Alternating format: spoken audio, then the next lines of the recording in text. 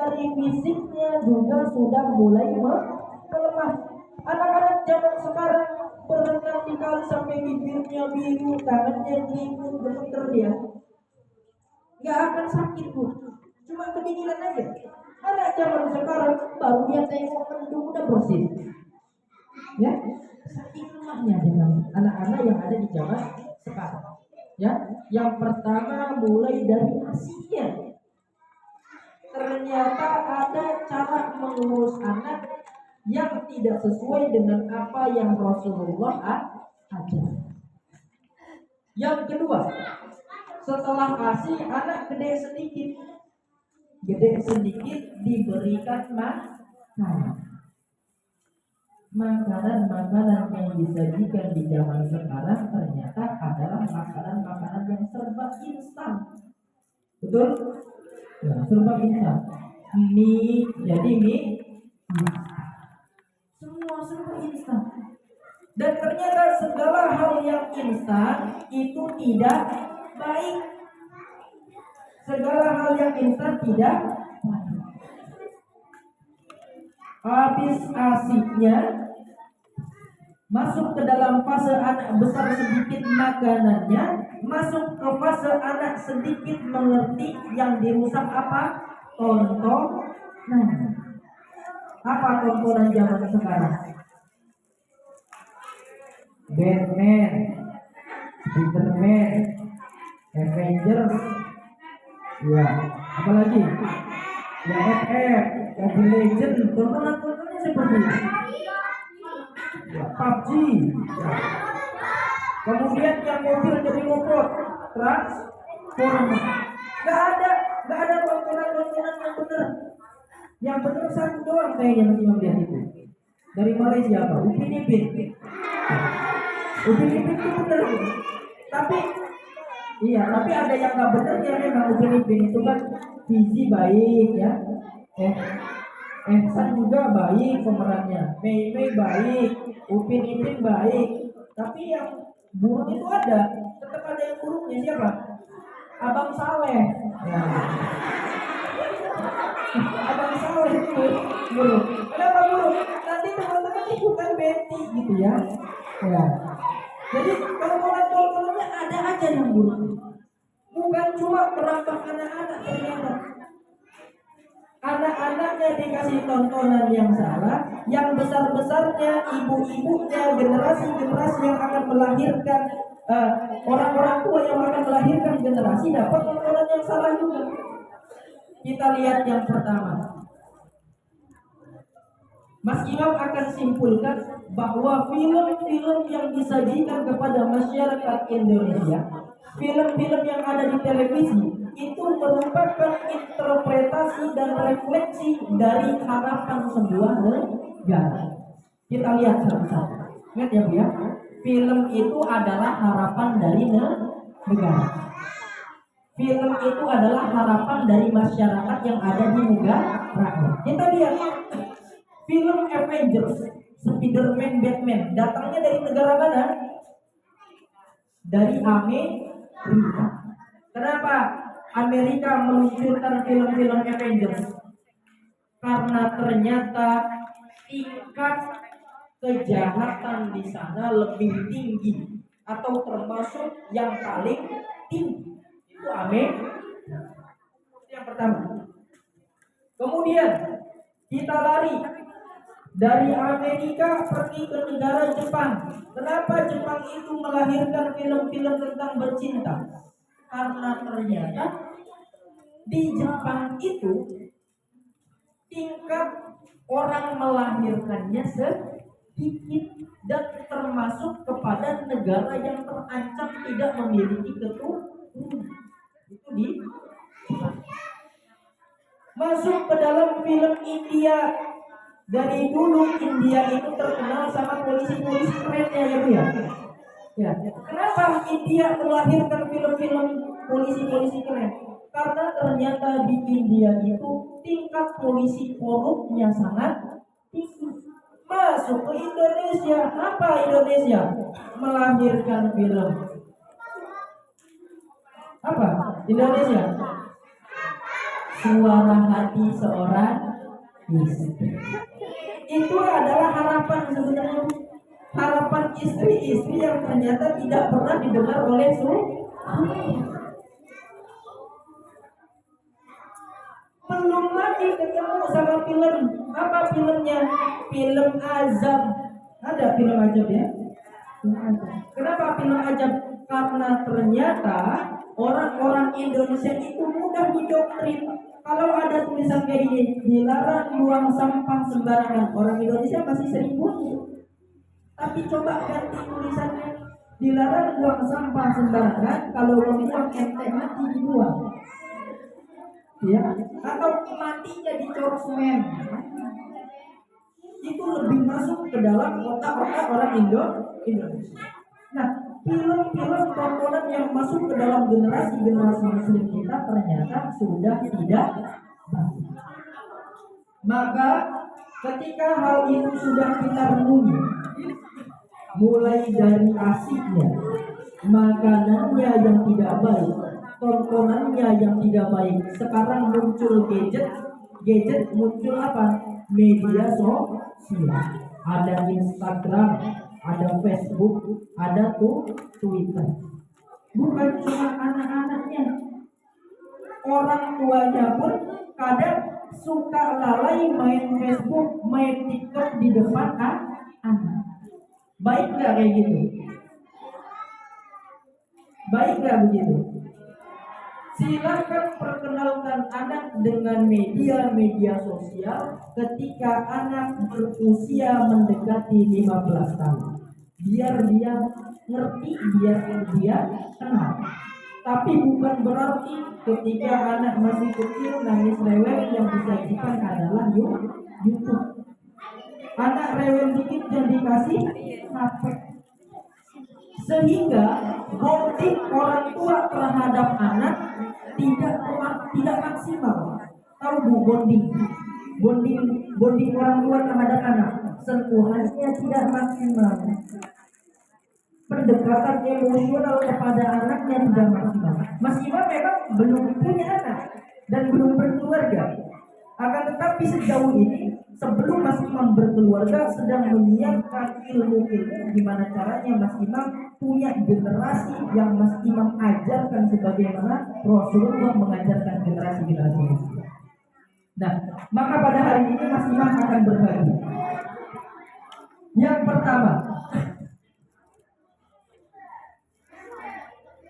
pertama yang harus dilakukan adalah at-tarkis fid dirasah. Ada yang tahu at-tarkis fid dirasah itu apa? At-tarkis fid dirasah itu adalah keseriusan dalam mendidik anak. Keseriusan dalam mendidik anak untuk belajar. Al-ummu madrasatul ula. Ibu itu adalah orang tua pertama. Ibu itu adalah sekolah pertama. Yang ngajarin ngomong siapa? Umi. Yang ngajarin ekspresi gimana? Umi. Emang ada bapak ciluk? Ada nggak kayak gitu? Nggak ada. Yang mengajarkan ekspresi pertama kali siapa? Umi. Ditimbangnya anak dibilang mana muka jeleknya, begitu. Yang ngajarin itu siapa? Ibu. Al-ummi madrasatul ula. Jadi yang pertama kali mengajarkan seorang anak itu berbicara adalah ibu. Yang mengajarkan anak berekspresi itu ibu. Maka suruh-suruhilah ketika kita menjadi ibu, harusnya kita merefleksi anak dengan hal-hal yang positif. Apa hal-hal yang positif yang pertama? Satu, ketika kita sedang sibuk cari barang, anaknya sibuk nyari barang. Mama, baju dedek kemana ya? Sepatu dedek kemana ya? Itu diajak anaknya, sini kan, yuk kita cari barang. Itu seharusnya menjadi seorang ibu. Bukan justru apa? Cari dedek, dedek yang ngepet. Kalau ketemu tak dicari ya. Ada yang gitu. Jadi bukannya diajak, ayo deh kita cari sepatu ini. Ini apa yang ibu zaman sekarang? Udah dicari belum? Kalau ketemu tak jejelin ya. Itu ibu-ibu zaman. Jadi tidak realistis. Yang kedua, kebiasaan anak main. Anaknya masih kecil, umur 6 tahun naik pohon gitu ya, naik pohon kelapa. Ya, anak kecil naik pohon kelapa itu dilarang. Dedek, kalau aku jatuh. Jadi kalau misal kita melarang harus dikasih tahu alasannya.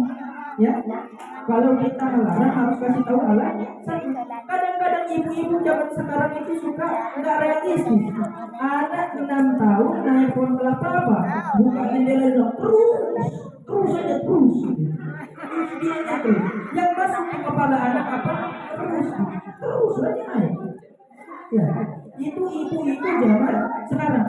Makanya Bu, kalau misalnya kita memiliki anak, kita ingat nih, segala hal yang kita lakukan akan menjadi uswah bagi anak. Segala hal yang kita perintahkan akan membekas bagi anak. Maka apa yang kita lakukan hendaknya berhati. Apa yang kita ajarkan hendaknya berhati. Karena penanaman anak membentuk anak itu dari kecil. Sama Bu, seperti kita menanam jagung. Biji jagung ditanam di bawah tanah. Apa yang terjadi? Pecah dia. Di dalam tanah dia pecah, keluar akar sedikit. Akar itu nanti diganggu sama siapa? Sama semut merah yang di bawah itu mau gigit akar. Sama yang menanam jagung biasanya ditaburin kapur buat menjaga benihnya. Ya, terhindarlah itu di akar itu. Muncul benih sedikit. Muncul daun, diganggu sama siapa? Sama ulat. Ulat naik. Gimana kata pucuk gitu kan. Jadi mendidik anak itu butuh keseriusan. Sama kayak kita menanam pohon. Ketika tumbuh akarnya dikontrol, ketika tumbuh benihnya dikontrol. Dan itu perlu sebuah kehati-hatian. Mas Imam saat ini hidupnya di mana? Hidupnya di panti asuhan. Mas Imam hidup di panti asuhan. Hal yang paling bikin Mas Imam sedih itu setiap kali Mas Imam menerima anak asuh ada sesi wawancara. Di wawancara orang yang masukin anaknya ditanya, si Fulan kenapa dimasukin ke panti? Alasannya apa? Ini Mas, dulu pas kecil ada ibu-ibu hujan-hujan ngasihin anak, tolong diurusin, ngasih alamat sama nomor telepon. Nanti kalau anaknya sudah usia 5 tahun silahkan hubungi, saya janjikan uang 100 juta karena ngurusin. Apa yang terjadi? Saat ini nomor teleponnya dihubungin ya gak bisa, alamatnya dihubungin gak bisa. Anaknya tinggal di panti.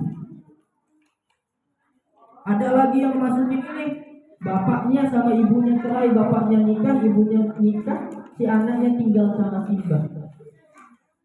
Jadi yang Mas Imam urusin saat ini adalah anak-anak yang bukan dari tumbuh akarnya, tapi bagaikan pohon yang sedang terinjak. Ngerapihinnya susah. Pernah ya? Ada kalau misal kita nanam pohon terus keinjak-injak hewan, susah nggak Bu bangunin lagi? Itu sama seperti anak. Jadi anak tuh kalau misal sudah nantinya jatuh akan jatuh selamanya. Maka pentingnya at-tarbiyah madrasah. Pentingnya sebuah keseriusan dalam mendidik anak. Terus kalau misalnya ibunya yang mendidik, ibunya sebagai madrasah pertama, jangan diserahkan kepada ibunya saja, sehingga nanti suami bisa seenaknya menyalahkan. Oh anaknya, kalau anak kamu itu, kata suami nggak boleh. Dilanjutkan itu kaidahnya. Al-ummu madrasatul ula wal abu mudarrisuha.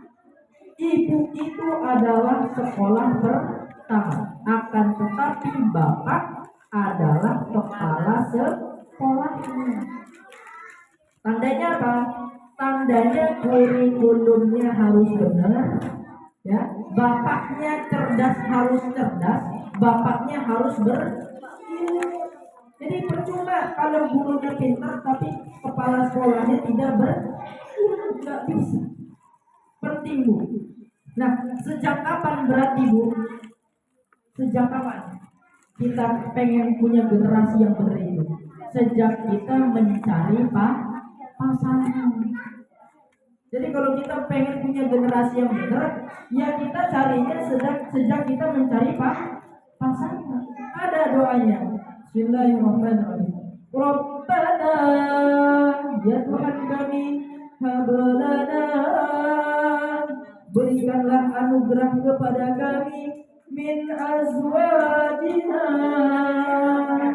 dan kepada istri-istri kami, wa dzurriyyatina, dan keturunan kami, qurrata a'yun, generasi-generasi yang indah saat dilihat. Indahnya tuh indah gimana? Bukan indah yang datang ke rumah orang tua bawa mobil, datang ke rumah dengan bergelimang harta, bukan. Saya jadi teringat guru saya, Mas, saya tuh agak sedih sama anak saya merantau ke Jakarta, pas pulang tidak menjadi generasi yang indah. Terus saya tanya, lah bukannya anak bapak sekarang udah jadi orang sukses ya di Jakarta? Saya suka lihat itu pulang bawa mobilnya bagus, merek Pajero. Bukan masalah itu Mas. Sejak saya tua, jadi kata bapak ini, dia bilang, sejak saya tua, saya itu menilai qurrata a'yun itu adalah ketika dia keluar dari mobil, ternyata si anaknya pakai legging yang ketat itu, sampai dengan pahanya menjerit, gitu ya, saking kencengnya. Dia bilang, ini bukan yang saya mau. Yang saya mau dia turun dari mobil dengan pakaian-pakaian yang menutupi tubuhnya sehingga terjagalah marwah. Itu yang disebut dengan qurrata. Yang kedua, setelah at-tarkis fid dirasah, banyaklah bonding anak. Sejak kapan? Sejak usia 2 kali 3. 2 kali 3 itu 6 tahun. Jadi 2 tahun pertama anak itu masih menyusui, anak itu masih diajarkan ekspresi dan pendekatan emosional. 2 tahun kedua berarti anak umur 4 tahun, dari 3 sampai 4 tahun. Biarkan anak bermain, biarkan anak berekspresi, biarkan anak belajar lari-lari. Di 2 tahun ketiga, umur 5 sampai dengan 6, bonding anak dengan memperbanyak memuji Allah. Sambil dipangku, anaknya dipangku, dipegang kepalanya sambil dielus-elus, sambil belajar memuji Allah. Jangan, zaman sekarang kadang suka salah dia. Harusnya kan sambil memuji Allah. Subhanallah, bareng-bareng. Walhamdulillah, wala ilaha illallah, wallahu akbar, wala haula wala quwwata illa billahil aliyyil azim. Zaman sekarang bondingnya nggak pakai memuji Allah, pakai lagu. Topi saya, bundar topi. Mending kalau bapaknya rada miring sedikit, lihat emaknya. Emak saya, bundar emak. Kalau tidak, bukan emak. Ya, kadang kalau makanya itu generasi itu dinilai dari bagaimana orang tua. Yang pertama adalah at-tarkis fil madrasah, yang kedua bonding anak dengan perbanyak memuji Allah dan perkenalkan Al-Quran. Sejak kapan? Sejak dia usia 5 sampai dengan ke atas. Dan yang terakhir adalah watashkuru aba'ukum wa ummahatukum. Ajarkan seorang anak itu bersyukur dengan kehadiran bapak dan ibu. Halo, senang nggak sekolah di sini? Senang. Udah bilang makasih belum sama uminya? Udah bilang makasih belum sama ibunya? Udah belum? yang belum pulang nanti bilang terima kasih. Ini ditanamkan Bu, yang ibunya ngajarin, dek tadi dikasih uangnya sama bapak, udah bilang makasih belum ke bapak? Begitu juga saat anaknya main sama bapak, bapaknya nggak tanya, dek tadi di sarapan ya, disuapin ya sarapannya sama ibu, udah bilang makasih belum ke ibunya? Sehingga apa? Anak itu saat ke ibu dekatnya, emosionalnya dapat ke bapaknya. Saat anak dekat sama bapaknya diajarkan agar emosionalnya dekat sama ibunya. Wa tashkuru aba'akum wa ummahatukum. Diajarin anak itu bersyukur atas kehadiran kedua orang tuanya. Diajarin Bu, dek senang gak sekolah di sini? Senang. Terus ditanya, biar apa sekolah di sini? Iya, biar pinter, biar jadi orang kalau sekolah di sini nanti jadi tantu juga bisa diajarin. Pokoknya diajarin agar anak itu bersyukur atas kehadiran orang tuanya, sehingga emosional anak dekat terhadap umi dan abah. Mungkin itu yang bisa Mas Imam sampaikan. Kurang lebihnya mohon maaf. Nasrul minallah wa fathul qarib. Wassalamualaikum